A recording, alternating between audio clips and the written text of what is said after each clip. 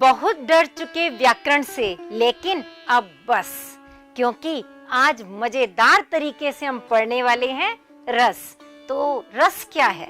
आपने रस का नाम तो अवश्य सुना होगा, हो सकता है शायद रसपान भी किया हो, जैसे मौसमी का रस, गन्ने का रस, आम रस। लेकिन आज हम पढ़ेंगे साहित्य का रस। तो साहित्य में रस किसे कहते हैं, आइए देखते हैं। रस का शाब्दिक अर्थ है आनंद। जब भी हम कभी काव्य को पढ़ते हैं या सुनते हैं तो हमें जिस आनंद की अनुभूति होती है उसी को ही हम रस कहते हैं। रस को काव्य की आत्मा या प्राण तत्व भी माना जाता है। तो आप पहचान गए होंगे रस क्या है। तो चलिए हम देखते हैं कि रस उत्पन्न कैसे होता है। बच्चों, हर रस किसी ना किसी स्थायी भाव से जुड़ा होता है। और स्थायी भाव क्या है?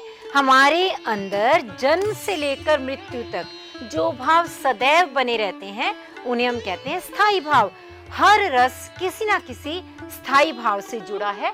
तो रसों की संख्या यदि 11 है तो आप समझ सकते हैं कि स्थायी भाव भी कितने होंगे? 11 होंगे। जल्दी से हम एक नजर डालते हैं कि हर रस किस किस स्थायी भाव से जुड़ा है। तो देखिए, सबसे पहले श्रृंगार रस, इसका स्थायी भाव है रति। हास्य रस का स्थायी भाव हास। करुण का शोक। रौद्र रस का क्रोध। वीर रस का उत्साह। भयानक रस का भय। और इसी तरह विभत्स रस का स्थायी भाव है जुगुप्सा। अद्भुत रस का स्थायी भाव है विस्मय। शांत रस का निर्वेद। वात्सल्य रस का वत्सलता। और भक्ति रस का स्थायी भाव है अनुराग। बच्चों, आपको रस समझने के लिए उनके ये स्थायी भाव अवश्य याद रखने होंगे। और जब आपने स्थायी भाव याद रख लिए तो यह भी समझ लीजिए कि ऐसा नहीं कि कोई भी स्थायी भाव तुरंत रस में बदल जाएगा। नहीं, उसे अपने साथ कुछ साथियों की जरूरत पड़ती है। और वे साथी कौन से हैं? अन्य 3 तत्व। उन 3 तत्वों के संयोग से मिलकर ये स्थायी भाव रस में परिणत होते हैं। तो चलिए देखते हैं कि रस के प्रमुख अंग कौन कौन से हुए और स्थायी भाव के अन्य साथी कौन कौन से हुए। तो स्थायी भाव के साथ संचारी भाव, विभाव और अनुभाव, ये 3 अन्य तत्व जब मिलते हैं तब जाकर के रस बनते हैं। इसमें स्थायी भाव के विषय में तो आपको बता ही चुकी हूँ कि कुल 11 स्थायी भाव होते हैं। परंतु संचारी भाव क्या है? बच्चों, नाम से ही पता चल रहा है, जो संचरण करते रहें, जो थोड़ी देर के लिए आए और विलुप्त हो जाएं। इसीलिए इनको हम व्यभिचारी भाव भी कहते हैं। संचारी भाव कुल 33 होते हैं। और इसके साथ साथ अब आई बात विभाव की। विभाव यानी कारण। कारण होता है ना कि हम किसी भी चीज को देखें और हमारे अंदर कुछ भाव जागृत हुआ, तो यानी वही कारण ही क्या है? विभाव। विभाव को हम आलंबन और उद्दीपन 2 भागों में बांट सकते हैं। अब आलंबन क्या है? आलंबन बनता है आश्रय और विषय से मिलकर के। देखिए, जब भी किसी चीज को देखा, जिसके अंदर भाव उत्पन्न होगा वह तो कहलाएगा आश्रय, और जिसको देखकर भाव उत्पन्न होगा वह कहलाएगा विषय। तो इस तरह से आप समझ गए, आलंबन के दोनों भाग जो थे, आश्रय यानी जिसके अंदर भाव उत्पन्न हुआ और विषय यानी जिसको देखकर भाव उत्पन्न हुआ। अब आई बात उद्दीपन की। उद्दीपन क्या है? उद्दीपन माने बढ़ा देने वाला। भाव तो उत्पन्न हो गया, रस भी उत्पन्न होने की स्थिति में, लेकिन कुछ ऐसी परिस्थितियां होती हैं जिनकी वजह से वो भाव और बढ़ जाता है, तो उसी को हम कहते हैं उद्दीपन। अब यह कैसे हो सकता है? या तो हो सकता है आलंबन की चेष्टाएं हों जिसकी वजह से भाव बढ़ रहा है, या फिर उस समय का देश काल और वातावरण ऐसा हो जिसकी वजह से यह भाव उद्दीप्त हो गया हो, बढ़ गया हो। अब हम बात करते हैं अनुभाव की। बच्चों देखिए, अनु और भाव। अनु माने बाद में, भाव उत्पन्न होने के बाद में जो हमारी प्रतिक्रिया होगी उसी को हम क्या कहेंगे? अनुभाव। तो अनुभाव 4 तरह के हैं: कायिक, वाचिक, आहार्य और सात्विक। बच्चों देखिए, कायिक जो काया से मिलकर बना है, यानी हम अपने शरीर के अंगों का जैसा संचालन करते हैं, हमारे अंग जिस प्रकार से काम करते हैं, हम हाथ हिला रहे हैं, पैर पटक रहे हैं, अपनी भौहों को ऊपर नीचे कर रहे हैं, कटाक्ष कर रहे हैं, ये सारे क्या होंगे? कायिक। वाचिक अपनी वाणी के द्वारा जो हम प्रतिक्रिया करें, और आर्य जो हम अपनी वेशभूषा के द्वारा प्रतिक्रिया करें, और सात्विक हमारे मन के विचारों से संबंधित है, जो दिखाई नहीं देगा लेकिन हमारे अंदर होगा। जैसे कि मान लीजिए आवेग आ गया, हर्ष हुआ, ग्लानि हुई, स्वेद हुआ, ये सब क्या होंगे? अनुभाव, जो कि ये हम पढ़ रहे हैं कि इन चारों से मिलकर के रस की उत्पत्ति होती है। तो चलिए बच्चों, ऐसा करते हैं, बारी बारी से सभी रसों को हम जानते हैं। और सबसे पहले बात आती है श्रृंगार रस की। श्रृंगार रस, श्रृंगार आप समझ गए होंगे, एक ऐसा रस जो कि नायक नायिका से संबंधित होगा, उनके श्रृंगार से संबंधित होगा। और इसका जो स्थायी भाव है वह तो आप पहले ही जान चुके हैं, रति है। तो इसीलिए नायक और नायिका के मन में संस्कार रूप में स्थित रति या प्रेम भाव जब रस की अवस्था को पहुंचकर आस्वादन के योग्य हो जाता है तो यह श्रृंगार रस कहलाता है। श्रृंगार रस को रसराज या रसपति भी कहते हैं।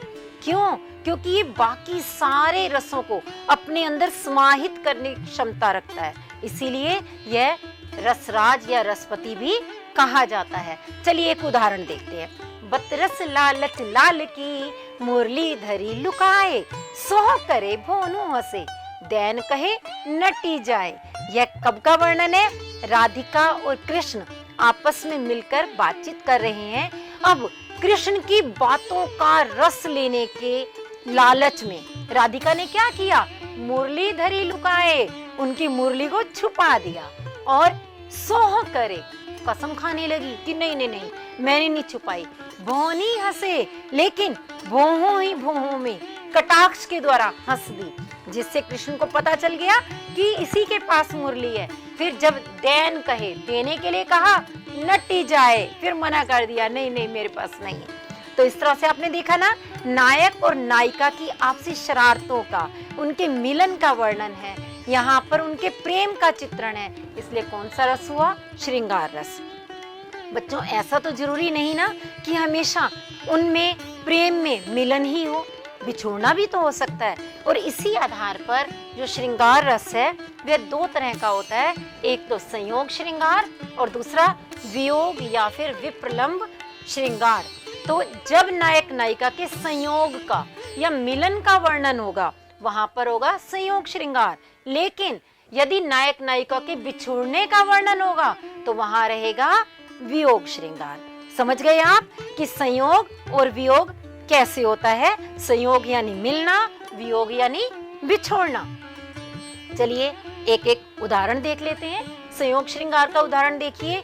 दुल्हे श्री रघुनाथ बने, दुल्हे सिए सुंदर मंदिर माही, गावती गीत सखे मिली सुंदरी, वेद गुआ जुरी विप्र पढ़ाही। आप समझ गए होंगे यह राम और सीता के विवाह का चित्रण है, जब उनके मिलन का चित्रण है तो संयोग श्रृंगार।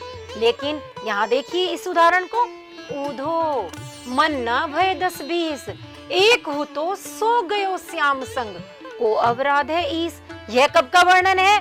जब गोपियां उद्धव जी से बात कर रही हैं कि हमारे पास तो एक ही मन था उद्धव जी, अब हम उस मन को तो कृष्ण को दे चुके, अब हम और किस मन से ईश्वर का ध्यान करें। यहाँ पर गोपियां कृष्ण को याद कर रही हैं क्योंकि कृष्ण इस समय गोपियों के साथ नहीं है, तो यहाँ उनके बिछोड़ने का वर्णन है। इसीलिए यहाँ कौन सा होगा? वियोग या फिर विप्रलंब श्रृंगार। तो चलिए बच्चों आगे देखते हैं अगला उदाहरण और अगला रस, यह है रौद्र रस। रौद्र, इसका स्थायी भाव हमने पढ़ा था ना, क्या था? क्रोध। तो जब क्रोध का भाव होगा, क्रोध स्थायी भाव जब विभाव, संचारी भाव, अनुभाव के संयोग से मिलकर के रस की स्थिति में आएगा, उसी को हम बोलेंगे रौद्र रस। उदाहरण देखिए। श्री कृष्ण के सुन वचन, अर्जुन क्रोध से जलने लगे, सब शोक अपना भुलाकर करतल युगल मलने लगे। यहाँ पर देखिए, कृष्ण के वचनों को सुनकर अर्जुन क्रोध से जलने लगे। क्रोध स्थायी भाव उत्पन्न हुआ ना, इसीलिए रौद्र रस है। और यहाँ वे अपना सारा शोक भुलाकर करतल, करतल मतलब हाथों को आपस में मलने लगे हैं। तो यहाँ हुआ रौद्र रस। एक काम करते हैं बच्चों कि हम सारे के सारे तत्वों को भी इसमें से ढूंढने की कोशिश करते हैं। जो रस के विभिन्न अंग थे ना, उन्हें ढूंढते हैं। तो देखिए, रस तो हुआ ये रौद्र रस, और इसका स्थायी भाव आप पहले ही जान चुके हैं कि क्रोध है। अब देखिए, ये क्रोध किस में उत्पन्न हुआ? अर्जुन के अंदर। इसलिए अर्जुन क्या हुआ? आश्रय। किसकी वजह से हुआ? किसको देखकर हुआ या किसको सुनकर हुआ? वह है कृष्ण के वचन। इसलिए कृष्ण के वचन क्या बन गए? विषय। और यहाँ इस भाव को बढ़ाने वाला कौन है? उद्दीपन कौन है? अनिष्टकारी, निंदा, कठोर वचन या अपमानजनक जो वाक्य हैं, इसकी वजह से वो भाव और अधिक बढ़ रहा है, उद्दीप्त हो रहा है। इसलिए यह क्या बना? उद्दीपन विभाव। अब बात करते हैं अनुभाव की, यानी इस रस के उत्पन्न होने के बाद कैसी प्रतिक्रिया हुई होगी? आप सोचिए। आंखों का लाल होना, भौहों का तरेरना, होठों का फड़फड़ाना, दांत पीसना, शत्रुओं को ललकारना, अस्त्र शस्त्र चलाना आदि, ये सब क्या बने? अनुभाव। और संचारी भाव मैंने बताया था, जो थोड़ी थोड़ी देर के लिए संचरण करते हैं, आते हैं चले जाते हैं। वे भाव जैसे मोह, उग्रता, आवेश, स्मृति, चपलता, उत्सुकता इत्यादि ऐसे अन्य और भी हो सकते हैं, क्योंकि जो संचारी भाव है उनकी संख्या आप जान चुके हैं 33 है। तो वे भाव थोड़ी देर के लिए आए और चले गए। तो बच्चों, इस तरह से आपने जो ये तत्व समझे, ऐसे ही तत्व आप हर रस में स्वयं भी ढूंढ सकते हैं। तो चलिए हम अब तीसरे रस की ओर बढ़ते हैं, वह है भयानक रस। भयानक, जिसका स्थायी भाव क्या था? भय या डर। तो आप अपने आप परिभाषा बता सकते हैं कि जब किसी भी सहृदय में विद्यमान भय या डर स्थायी भाव, विभाव, संचारी भाव, अनुभाव के संयोग से रस में बदलता है, तो उसी को हम कहते हैं भयानक रस। उदाहरण देखिए, एक और अजगरे लखी, एक और मृगराए, विकल बटो ही बीच ही, पर्यो मूर्छा खाए।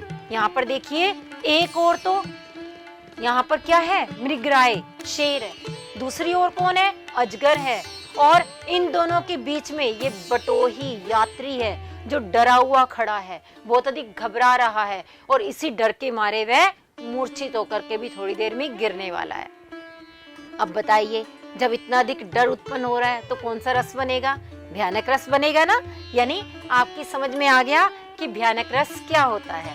और इसके भी रस, स्थायी भाव, आश्रय, विभाव, अनुभाव, सब कुछ आप स्वयं ही देख सकते हैं, समझ सकते हैं। तो मैं आगे बढ़ूं? आपको समझ आ चुका, आप स्वयं छांट लेंगे इसे। तो चलिए अब हम बढ़ते हैं आगे हास्य रस की ओर। जब किसी काव्य को पढ़कर हंसी आए तो समझ लीजिए वहाँ हास्य रस है। मतलब सहृदय में विद्यमान हास या हंसी स्थायी भाव, विभाव, संचारी भाव, अनुभाव के संयोग से हास्य रस में बदल जाता है। इसका उदाहरण देखते हैं। मैं ऐसा महावीर हूँ, पापड़ को तोड़ सकता हूँ, अगर आ जाए गुस्सा तो कागज को भी मोड़ सकता हूँ। अब बताइए, कौन नहीं हंसेगा इस बात पर कि कागज को मोड़ देना या पापड़ को तोड़ देना बहुत बड़ी वीरता का काम है। ये तो हाथ लगाते ही टूट जाते हैं, है ना। तो सुनते ही हंसी आती है। जब ऐसा हंसी का भाव आएगा तो वहां पर कौन सा बनेगा? हास्य रस। बिल्कुल सही। तो चलिए हम आगे बढ़ते हैं और यह देखते हैं कि क्या आपको अभी तक के समझाए हुए सारे रस समझ में आए। तो बच्चों, आज के इस वीडियो में हम केवल यहीं तक रखेंगे। अन्य रसों के विषय में हम अगले भाग में जानेंगे।